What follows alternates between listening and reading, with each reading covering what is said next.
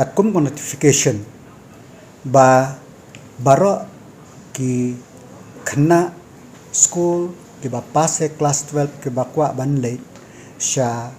ki undergraduate course ki hab ban yele ya kasi UET kat kum ko notification kabalami nado umach ter te ngi po ka state ngi lai kan nak we ka posh ko ka por ba ka don sibon ki jing na ka benta ka state ka jongi ba ki khna kin yele ya ka ne ka test den ta ka daw o chief minister man shisngi o lai kendo ya o union minister education o Dharmendra Pradhanji banyakren khnang ba kanum bo jing ya ki khna school ha ka ne ka state ka jongi te ha ka ta ka jing kren o union minister ula ai ya ka assurance ya o chief minister ba ya ki affiliating college lane kilong ki state funded aided lane private college kila ban exam na kaneka CUET Henry ya ki course ki ba ki conduct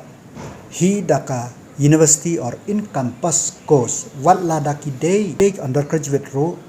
ka ki khna ki hap hi banyale na ka benta kaneka CUET te hakaji kren mensiski ki chief minister ila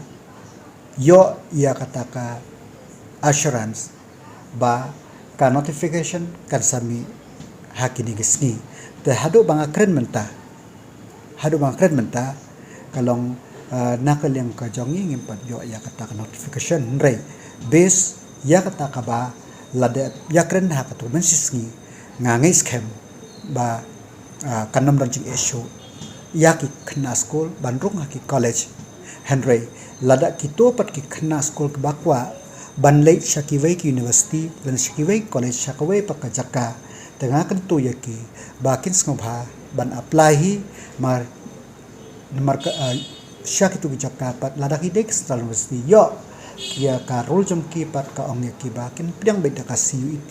tak nga kentu yaki ba kin yele any day kade ban mi namarba kumba philatip hi kalastet kade la shai te kanot jingmi jongon notification kade ka badan kam ne ka badan kam tam rengi na kalang sarkar nging la shim ba ka jingkren ba chief minister ba o union minister kalong final